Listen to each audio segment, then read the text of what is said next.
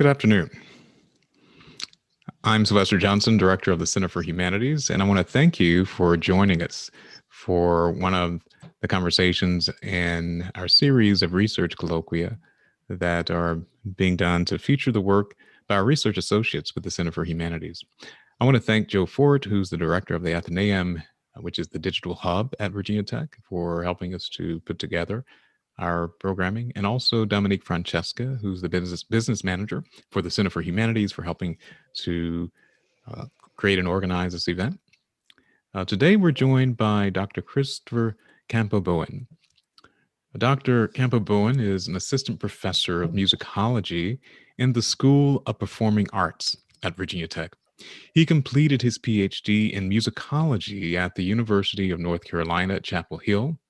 He holds a BA in music from Stanford University and an MM in orchestral conducting from the Catholic University of America in Washington, D.C. Christopher's research focuses on music in the Habsburg monarchy in the 19th and 20th centuries, especially on the relationship between music, ethnicity, gender, and empire. He's particularly interested in how conceptions of ruralness in Czech operas structured subjectivity and identity. His current book project is investigating how urbanites' operatic visions of Czech rural cultures were instrumental in creating a coherent sense of ethno-national belonging, including works by Bedřich Smetana, Antonín Dvořák, and Leos Janáček. He's published articles in the journals 19th Century Music, Cambridge Opera Journal, and the Musical Quarterly. And he's also presented at various national and international conferences, including the annual conference of the American Musicological Society, the Association for Slavic, East European, and Eurasian Studies annual conference, and the biannual Transnational Opera Studies Conference. We're very delighted to have him with us today. I want to remind our audience that we're going to have a conversation with Dr. Campo-Bowen for about 30 to 35 minutes, and we will then invite you to send us your questions or comments through the Q&A link in the webinar. So if you're joining us through Zoom, you can just click that button, that's the Q&A button in Zoom, and you can send us your questions at any time. You don't have to wait until we're halfway through our program today. Anything that occurs to you as we're having a conversation with them, you can go ahead and send that. But those of you who are joining through the YouTube Live, there's also a comments box if you'd like to send us comments that way or questions, and we'd be happy to pass those on to our guests. But we'll get our conversation started. And again, we're really excited that you can join us today, Christopher. So thank you so much. Thank you very much for inviting me. I'm very excited to talk today about this. And thanks also to the Center for the Humanities for inviting me to be a fellow this year. And yeah, I'm excited to get started. Terrific. Well, I'm wondering if you could begin by telling us how you became interested in working as a musicologist. Sure. So I started playing the viola at the age of 10. So I've been playing classical music for most of my life at this point. And I really kind of fell in love with it over the course of, being a teenager and then when I was in college, I studied conducting and so on. And then when I got to my master's program, I was also studying conducting. But by that point, I had come to realize that one thing that I really enjoyed about classical music and playing this, hearing it, being a part of it was how it made me feel. I wanted to know why the music made me feel the way it did. And then once I started asking those questions, I started asking questions. Okay, well, who was this person that wrote this? What was important about them? What was important about their time? And so I had already kind of started asking some of the questions that musicologists like to ask in terms of, what is the context of this music? Where did it come from? What is its social connections? And so when I was in my master's program, I was coming home from rehearsal one day and I heard a piece on the radio. And I thought it was a beautiful piece. I'd never heard it before. I thought, oh, this sounds a lot like Dvořák, but I don't really know it. And then I got home. I sat in my car for 10 minutes so that the piece could finish. And then the announcer came on the radio, and sure enough, it was Dvorak. But I was like, how do I not know this piece? This piece is great. I should know more about this. This is strange. Let me go inside and try and do some research. And so when I went inside and tried to do some research on this piece, I found there wasn't actually a lot about it. That someone like Dvorak, who in classical music circles is actually a fairly well-known composer whose music we play relatively often in symphony orchestra concerts and so on, really didn't have a lot of scholarship about him, given how important he seemed to me in terms of his place within this kind of larger symphonic canon, if you want. And so that was the road to Damascus moment, if you want, of me coming to musicology, because it was, I started asking those questions about this particular composer, like, why do we not know more about him? And so then, I applied for graduate programs in musicology and ended up getting into one, and went on to keep asking those same questions about Dvorak. But at the same time, when I got to graduate school for musicology, I started learning much more about probably what we would normally call anthropology or sociology, these ways of asking questions about social identifications like race, like gender, like class, and relating those to music. And I thought it was fascinating. I had never really thought in this way before, and being able to ask those questions was a whole new world for me. And it ended up becoming the case that a way of uniting my interest in Czech music and Dvorak with these kind of questions about music's impact on society was opera, because opera in the 19th century was probably the single most prestigious and publicly important musical genre there was in Western Europe anyway. So it ended up becoming this kind of locus for all my interests to talk about, these social issues alongside the music that I was really into. So that's kind of the summary of how I got to where I am at this point. Oh, that's very helpful to think about your own experience as a musician, then segueing into your professional study of the different dynamics of shaping music, both as a set of expert cultural formations by very influential figures such as Dvorak, and also looking at the setting, the context, the history, its connections to various cultural dimensions. So I'm wondering if you could tell us a little bit, for example, about the way you understand rural settings and the role that this is played in your research. You've devoted attention to how place is connected to the process of creating music. So, what are some of the things that you've learned and some of the questions that you bring to this work? Yeah, thanks. Yeah, so place is extremely important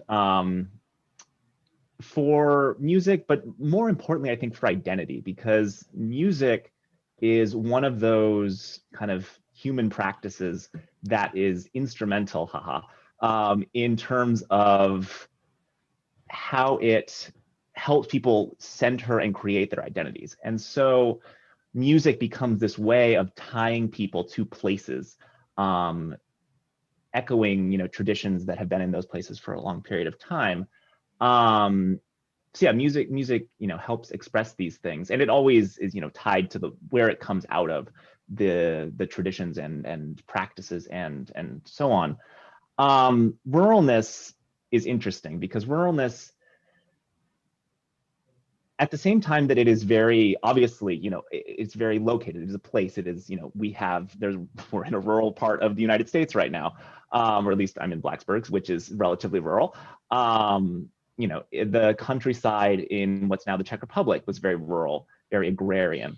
But these spaces, even though there are many different kinds of rural spaces, one of the things that unites people's conception of the rural is that it's always this other place, and frequently has some connection to a past that is lost, right? An Arcadia that we can't get back. And so the countryside and rural environments end up representing a kind of nostalgic desire for something simpler, a simpler way of life, more direct relationships between people. Ruralness becomes this setup in opposition to ideas about urbanness or modernity or similar concepts.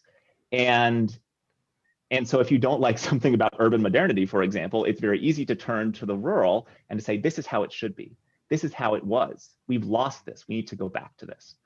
And so that's one side of it. There's another side of it too, in that, related to this, linkage to the rural, to this place that is better, more pure, the thing we want to go back to, right? The more you can connect yourself to a rural environment, the more you count, right? The more you are, that your identity is real, is grounded in something that is important and pure, healthy. Words like this get bandied around a lot, and so we see this, in my own research with regard to the Czech lands. In the time period that I study them, they were a part of the Habsburg Empire. So this monarchy that had been ruled by the Habsburg family for something like 400 years at that point. The Habsburgs is actually the longest lived dynasty in all of Europe. And they had ruled this part of the world for a long time, but there were many different regions within it where there were people that, spoke other languages besides what the ruling group, which was in this point in time, ethnic Germans, who tended to speak German, who tended to like German music. But there were plenty of other groups, Czechs, Poles, Slovaks, Croats, Hungarians, Galicians. The Habsburg monarchy and Austria in general are famous for just having a whole grab bag of different ethnicities and nationalities under their banner. And so for Czech people in the 19th century, turning to the countryside was a way that they could define their identity in opposition to this larger group, right, of Austria, of the empire, of German, what they perceive to be German domination.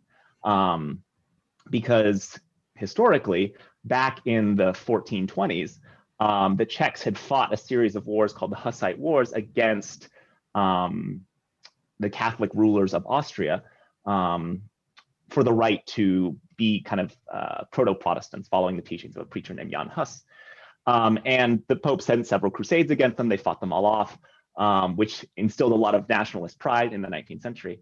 But after these revolts were over and had been eventually got put down by the Habsburgs, the Habsburgs instituted a program of what we would probably call today Germanification or Catholicization, where they attempted, with greater or lesser success, to get rid of some of the elements that had caused the Czechs to become a problem in the first place. That is, an independent Czech language and kind of culture in Czech.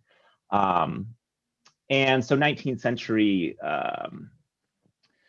intellectuals and politicians seized on this history and said, look, they tried to do away with our culture. They tried to get rid of it. The only place it survived was in the countryside, because out there, people could do what they wanted. They weren't being, they didn't have to really engage in as much commerce as in the cities. They weren't being educated in schools in the cities, and Czech wasn't being stamped out of them, as it were. So the countryside took on this very important character because it was the place that the Czech language survived. And for people in the 19th century, following from the philosophies of Johann Gottfried Herder, who was very into this idea of the folk, and that where you were from and the language you spoke was how you expressed your soul, really.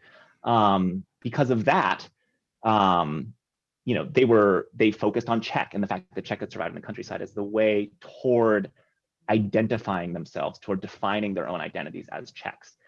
And so in the later 19th century, when Czech as a language has been started to be restored, culture is starting to come about, and in the things that we think about in terms of literature and poetry and music, more and more efforts are happening that are kind of native to the Czech lands. The countryside becomes a setting for things like opera. And in staging these kinds of things in the countryside, you have all the things I've talked about, right? This imagined past, imagined Arcadia, this nostalgia for the countryside, being staged in a genre that is incredibly important in terms of public consumption, in terms of artistic prestige, and importantly, an art form that is legible across Europe, right? So, even if it's in a different language, at this point in time, anytime you stage an opera somewhere, you just translated it into whatever language was common to where you were doing it. Today, we don't do that so much. We kind of do it in the original language, right? But at this time, if you staged an opera in Paris, you were going to do it in French. If you staged an opera in Milan, you were going to do it in Italian. So a lot of things kind of come together to really they draw on the rural as this source of identity. And I think the thing that I think about when I relate it to kind of what we see today is, I think in a lot of ways, granted, there are many differences, but this idea that the rural is the source of purity or the source of truth when it comes to when we claim identity, that's a very powerful concept, and one that we see today in all sorts of things.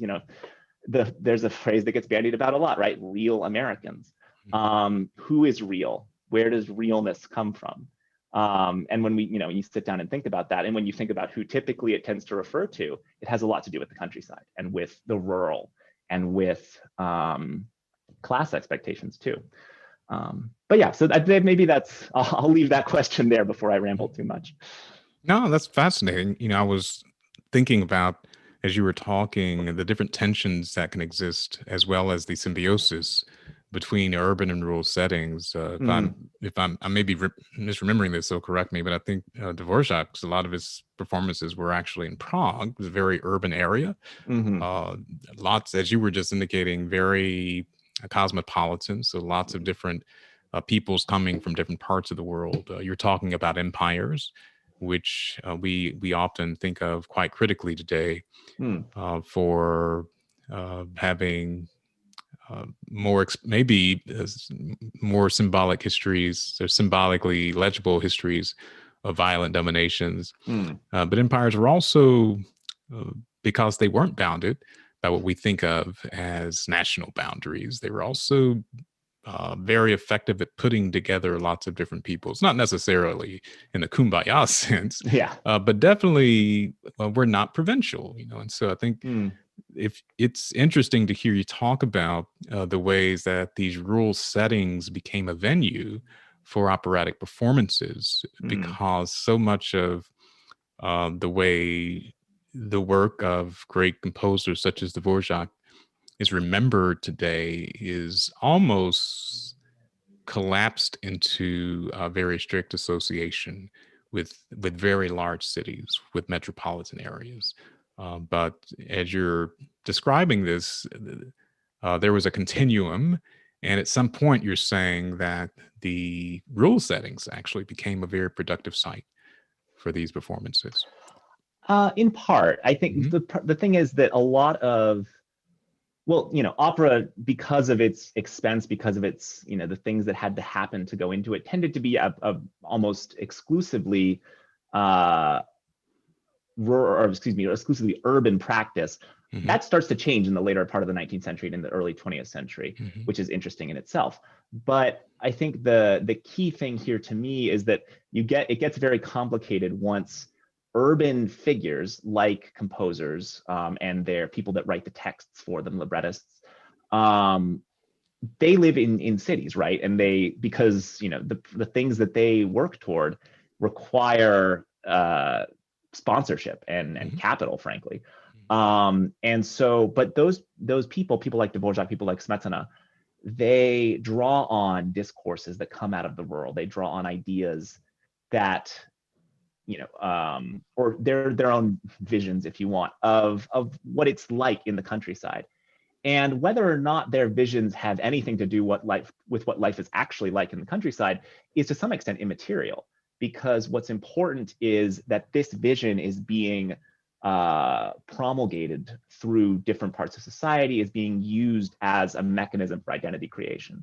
But the connection to empire is interesting because empire ends up determining kind of what paths these things can go down in a sense. And yeah, as you say, right, the empire represents this space where different populations come together in a way that in the 20th and 21st century, we don't really have access to much anymore because we're so invested in the nation state as a kind of organizing principle.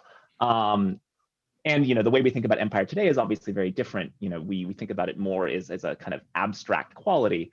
But in the 19th century, this was, and especially with the Habsburg, this was a very kind of territory focused thing. Like they ruled this big chunk of Central Europe. And within that, there were all sorts of different groups that spoke all sorts of different languages, have all sorts of different histories and cultures. And they all came together under the banner of the Habsburgs.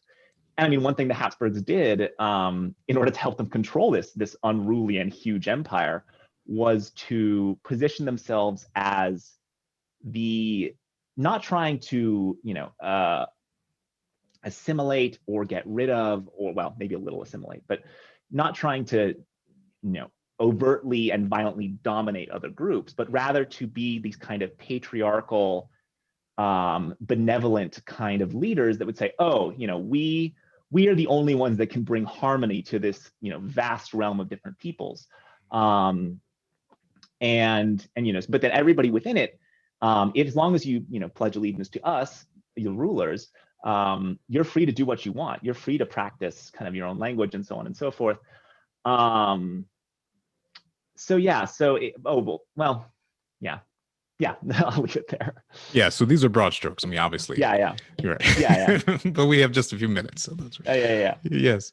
Well, that's actually very helpful to hear. It's really, I think, just compelling to have some of the concrete examples you're giving about the relationship between the production of what we now exists as very high art, very elite forms of production that are also, again, they're not typically thought about in relationship to the broader context beyond metropoles.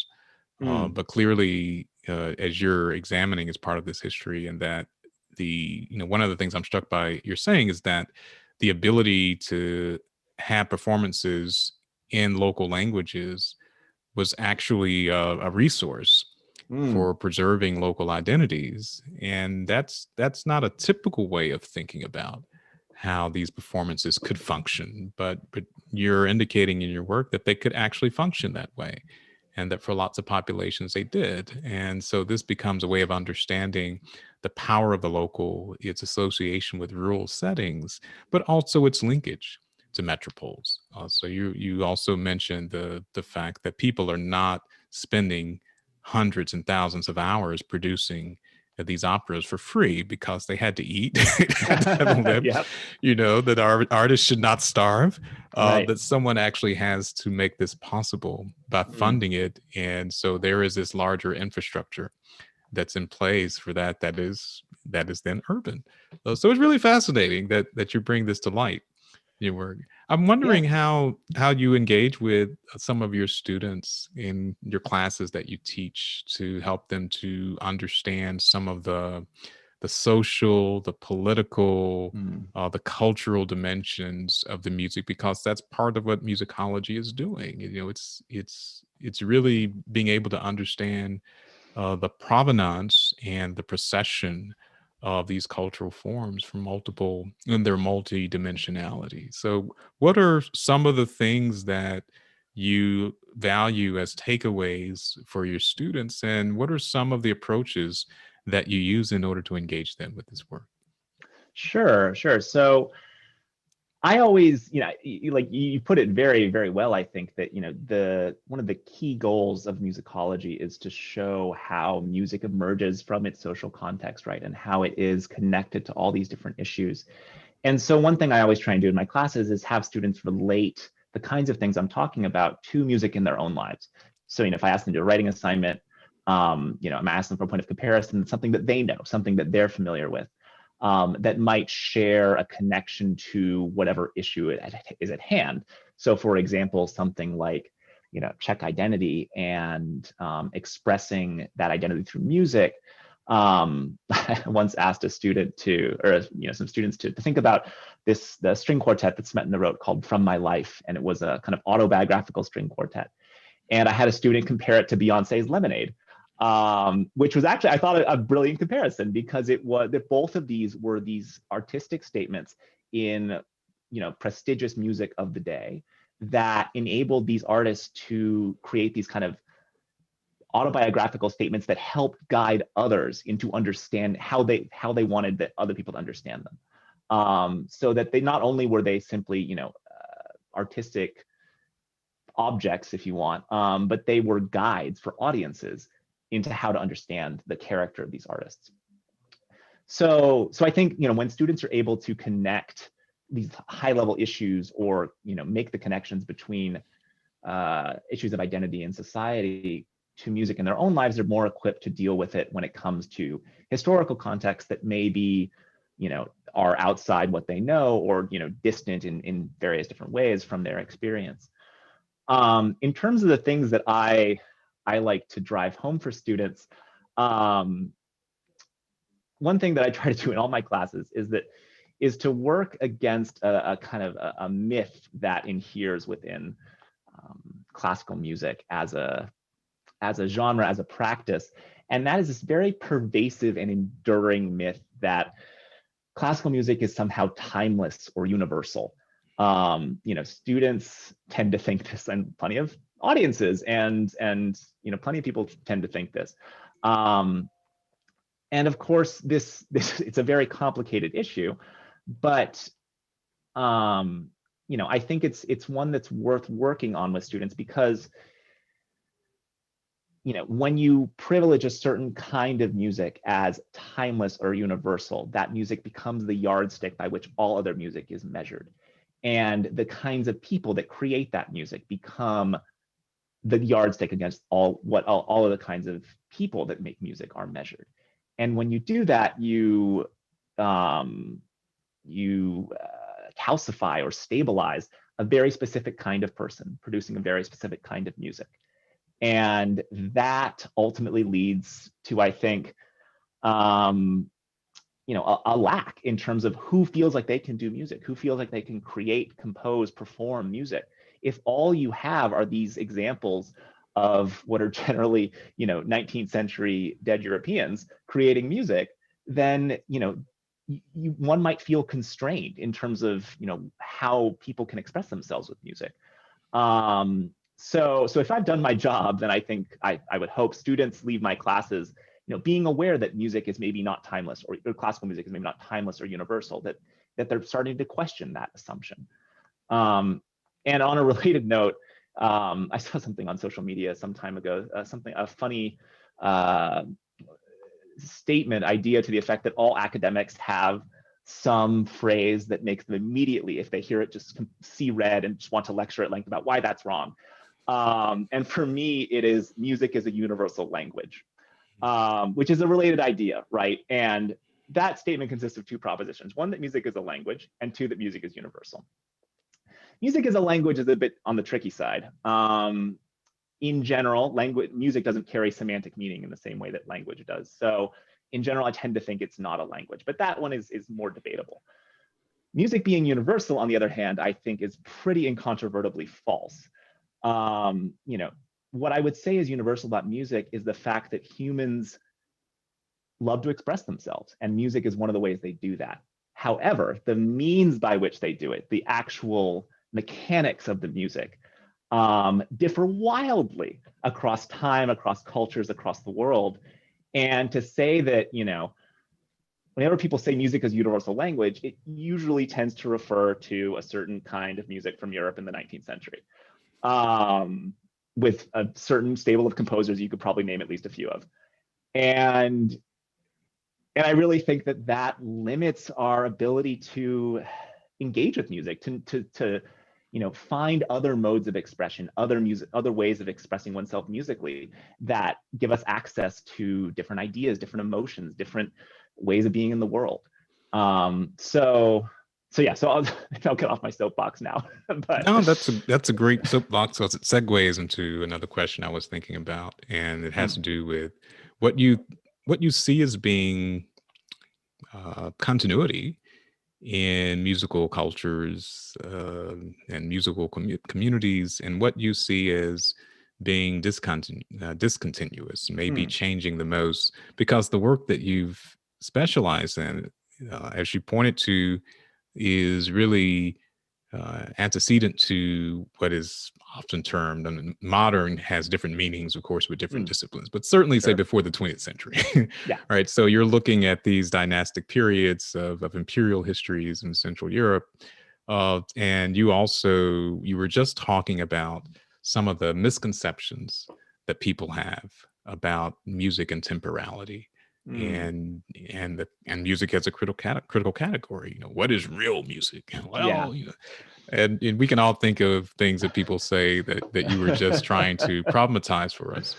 But what would you say if you're looking over different periods, from the 21st century going back to, say, the 15th century? Mm, What do you think can be said from a broad, I'll say transnational mm, lens that could be identified as a continuity from a musicological perspective? For example, does those ruralness in place and relationships mm, to urbanity still function in some of the same ways when it comes to the composition or consumption of music, or has that changed drastically? Or if you think about the status of elites, mm. or you were just reminding us of the material infrastructure by which and through which music gets created. Again, artists should not starve. That Right. people create culture in very particular kinds of economic contexts, and that's related to other systems and other institutions. You were telling us about the imperial systems, as well as the religious orders and religious authorities that actually requested and supported the creation of a lot of Hmm. these musical forms for liturgical applications, for example. Sure. But anyhow, as you just look over these histories and you think as Yeah. a musicologist, what's one thing or maybe two that you see as, yeah, this looks like something that is a continuity? And then what's something else that you think, wow, you know what? People may think that this has always been the same. It's actually changed a lot. Mm. Well, I think finding continuities is actually somewhat difficult Hmm. because I feel like music is so located in its immediate context. Consumption patterns is a great example, right? Like for a big chunk of, let's just stick with Europe for the moment. A big chunk of European history is nobility and the church, as you pointed out, right, funding music as a means to goals that they had in terms of whether that was to solidify power bases or inspire awe or inspire devotion, whether religious or civic. That was something that was part of the deal, right? That starts to change at the end of the 18th century, beginning of the 19th century. Music starts to shift into this something that has a lot more to do with an inner life or with expressiveness, right? As Romanticism 101. And that idea of music's capacity to express something within us, within people, that is something that has stayed relatively constant since it emerged. You ask any music student today, what are they trying to express when they play their instrument? They'll have an answer for you. You don't have to think about it for a second. That idea that music expresses things, expresses inner states or emotions, is almost axiomatic at this point. But well, expression becomes a very like a loaded word, because I think that music does have, there is a link at a very broad level as to what music does and has always done. And I think that it is an expressive act. What it's expressing is up for debate. But the fact that humans need to make music, I think, is something that has not changed. I mean, we see that in cultures across the world. You have very highly developed classical cultures that are formalized with theoretical underpinnings, with hundreds of years of history behind them in places like the Middle East, in India, in what are today Bali and Java, musical traditions that are just as complex, if not more so in certain ways, than the European classical music tradition.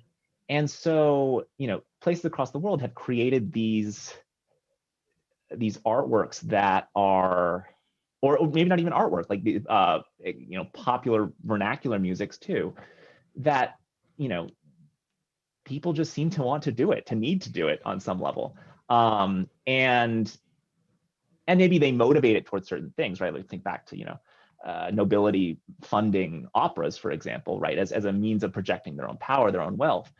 But they did that with opera. They didn't do that with armies necessarily, in terms of extending their control.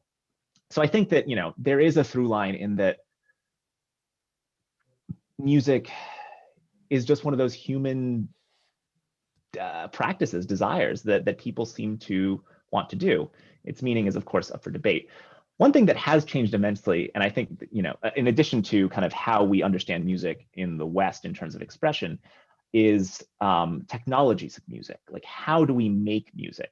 Because if you were, like, say you're in 1750, you have in Europe, you have a horn that is basically a very long metal tube, and it produces a very strict set of note based on acoustic properties. That was kind of like, that was one of the most advanced pieces of musical technology you had. And like violins and violas and cellos.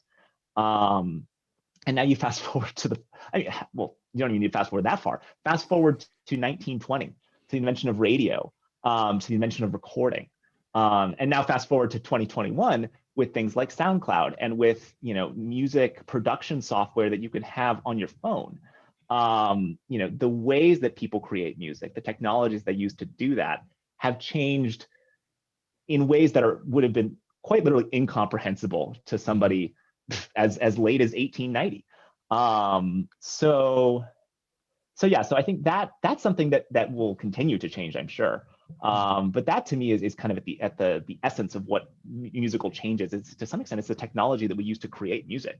That's always changing. Yeah, no, those are striking examples that I want to just remind our audience to please go ahead and send us any questions or comments that you might have. We'll be sure to pass those along to our guest so that he can respond to them. Before we go to our Q&A, I was just wondering, anything else that you might want to leave with us that you have engaged with in the work that you're doing, or maybe some of the future direction of the teaching that you're thinking about, or some of the other research that you're conducting? Sure. Yeah, I mean, well, future directions, I suppose. I find opera is of course very interesting to me, as this kind of multimedia art form that has all sorts of different ways it can create meaning, right? Like you staging, costumes, music, obviously, text. All these things help create meaning. And one thing I've been very interested in lately is operatic depictions of witches, and how that works. Witches being very fascinating figures to me in terms of obviously issues of gender and alterity and magic, and magic as one of those modes of as a way of understanding the world that obviously, like, with the Enlightenment and the scientific revolution and all these things, like, ideas of magic fell out of favor, right? This was not an explanatory tactic that people tended to use. But I feel like in the 21st century, there's been almost a return to things like astrology and tarot and magic and Wiccans and pagans and lots of explanatory methodologies that help make sense of a world that is so complex as to be almost inexplicable. And modern witchcraft is a similar thing along these lines. And so I noticed that I was interested in witches, and then I thought about opera and how these things get expressed. What modern examples of music and witchcraft and things like that might exist. So that's something I've been playing with, as another kind of avenue along which to think about opera and identity and so on. Yeah, no, I have a follow-up about that, but we have one of our guests, or one of our audience members, has posed a question here. Thank you for the talk. It's very fascinating. They'd love to hear more about the translation of operatic librettos, since operas were performed in different regions. And they're asking, were these generally translated as literally as possible, or were changes made in order to Mm. reflect the local people they were being performed for? And they're also curious about the balance between presenting uniform or unifying stories on the one hand and the expression or celebration of local cultures on the other. Yeah, no, that's a great question. I mean, in general, I think most translators tended to try and preserve um, a, a balance between literal meaning of the words, but also poetry that could be sung, right? Having the poetry be lyrical and well crafted was something that fed into the kind of prestige issue within opera, right? Is if you could have this music that was um, could music that was composed for a different language then fit a new language that was but equally as poetically, that was something that's like showed that you knew what you were doing, right? Hmm. um at the same time, the last part of this question, I'm looking at it now on the screen, the balance between presenting uniform or unifying stories and the expression or celebration of local cultures, that one shifts a lot. I'm thinking of one example. In 1928, was the 10th anniversary of the foundation of the First Republic of Czechoslovakia. So after World War I ended, right, Czechoslovakia gets founded. 10th anniversary of it, they performed The Bartered Bride, which was Smetana's most famous opera. They performed it in Paris as a kind of diplomatic gala, showing off the friendship between France and Czechoslovakia. And they translated it into French. And there are many commenters from what's today the Czech Republic saying how, oh, well, this adds a certain lightness and clarity and these very French values to our opera, but at the same time preserves this something innately Czech about it, right? And so opera becomes this really interesting example of perhaps cultural transfer or transnational meaning, right? When opera is transferred to new settings, all sorts of new meanings inhere within it.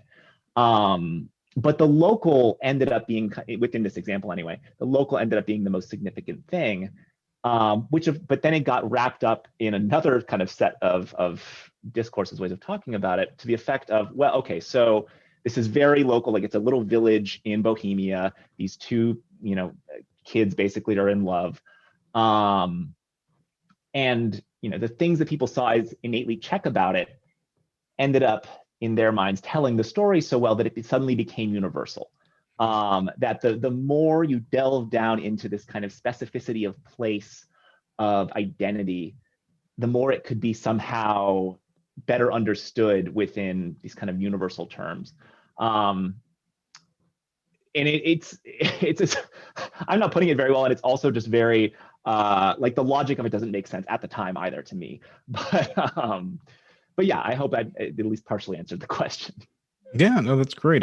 I wanted to follow up with you about Mm, the intersections of gender and mm, music and some of these cultural forms you were pointing to earlier, because your work has a thread running through of its concern with identity formation and the way that gets attended to mm, in both the creation and also the circulation and the production of these musical forms within these larger political contexts. And mm. so, wonder if you could say a bit more about the work that you've been doing on identity, both in relation to the gender, but also you were talking earlier about local cultures of ethno-national senses of Mm, belonging. And what do you sure. think are some of the I hate to say positive and negative because it sounds so simplistic, but some of the ways that this became a really important force for peoples to be able to preserve culture or to transmit culture. And then what are some of the dangers to the ethno nationalism that may have been part of or intersectional with some of these cultural histories of music? Yeah, no, it's a great question. I think maybe I'll approach it through an example. So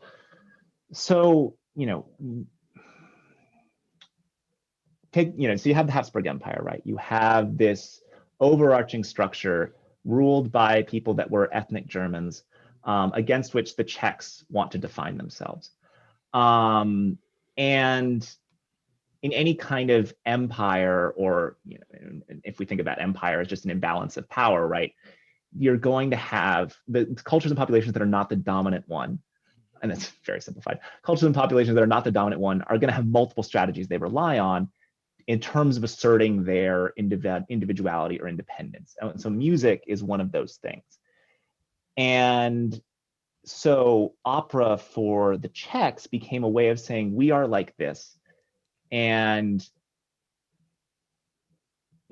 this idea of culture as being rooted to the land, rooted to the rural, started to get wrapped up into emerging conceptions of biological race and things like that. And the opera became a means, I argue anyway, of creating ethnicity, essentially, of displaying national character through appeals to precisely things like the rural, and behaviors and traditions there, that ended up getting wrapped up with ideas of, as I mentioned, like racialization,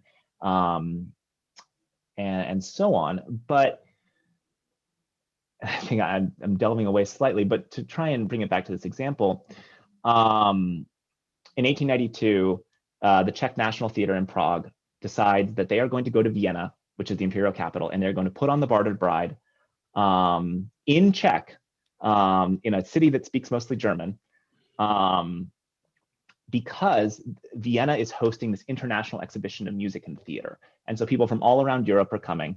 And indeed, I think they even had a troupe from Japan, and there were, it was truly international. People are coming from all over, and this is an opportunity for us, the Czechs, to project our culture, to project our identity on a stage that's going to be viewed by the world, they argue. So this was a strategy for kind of projecting and solidifying their claim to identity, to difference from the Germans.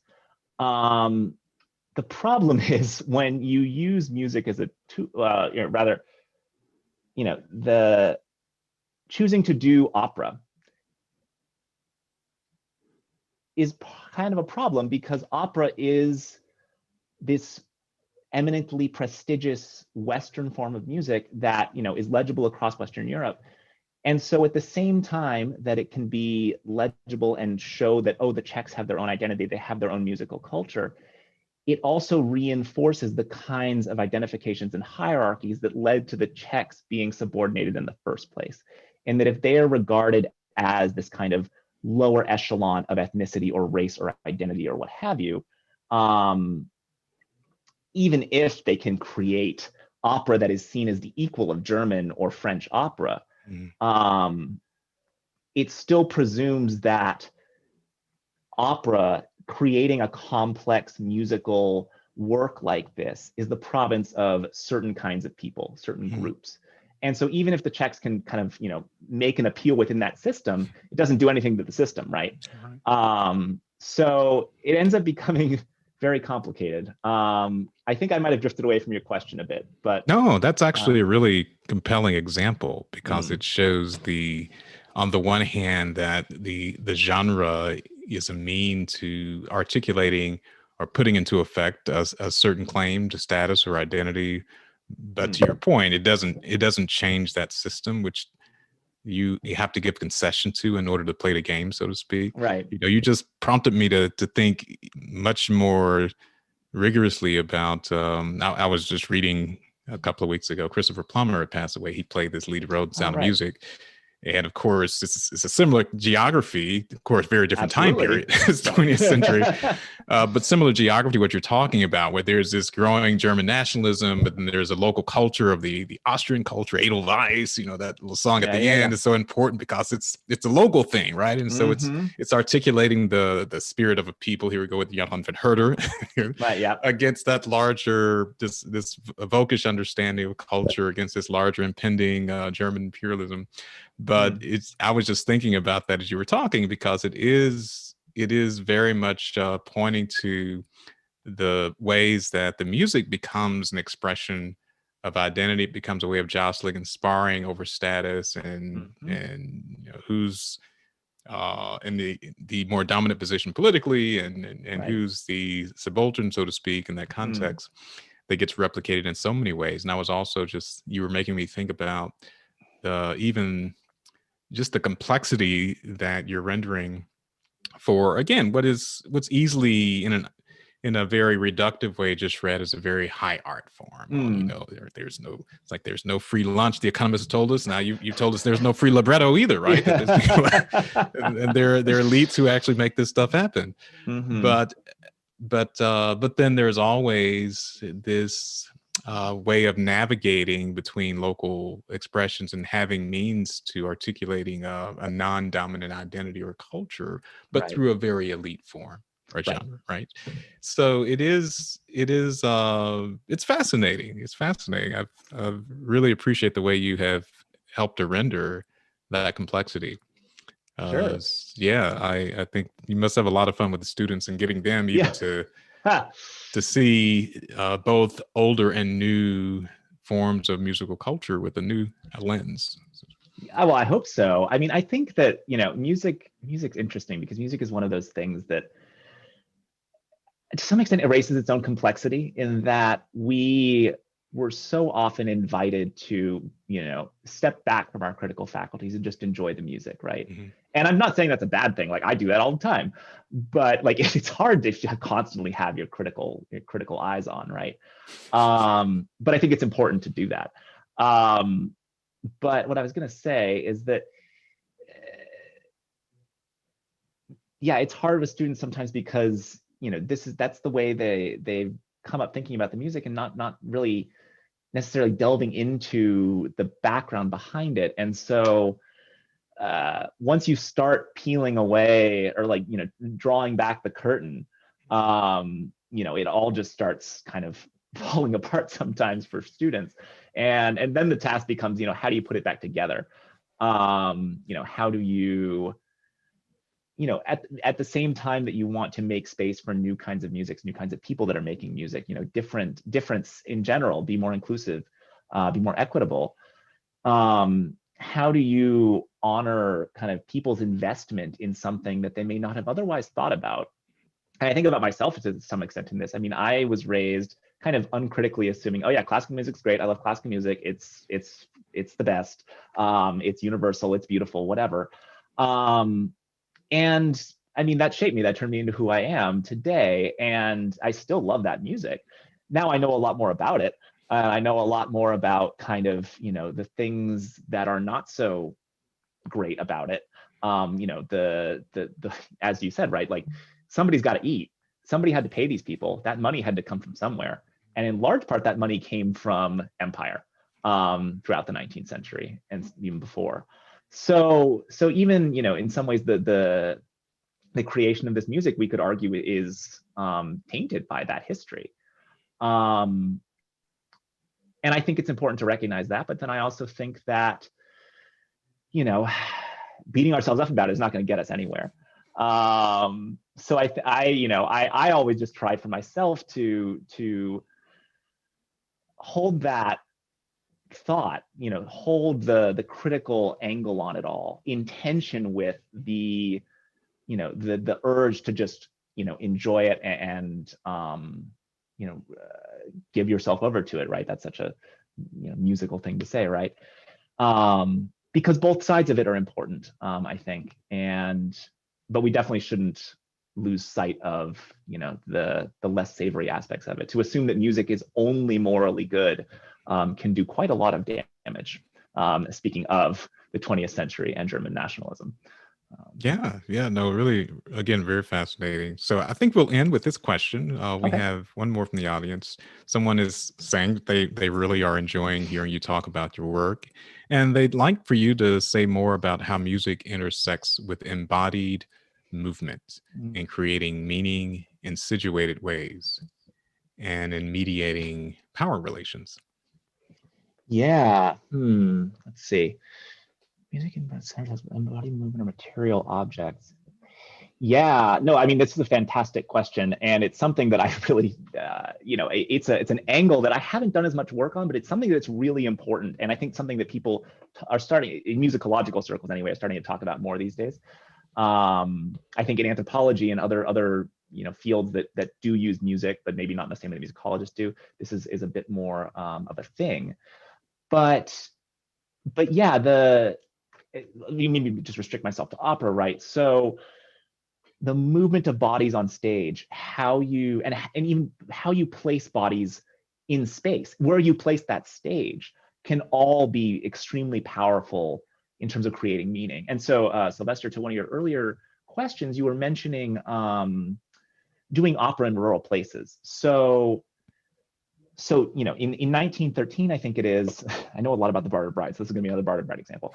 They staged the Bartered Bride outside of Prague in the countryside at this place called Sharka, like out like by a cliff in a park somewhere, but as a means of connecting this opera, which is in large ways kind of a fiction about rural life, to the actual rural spaces that people drew from.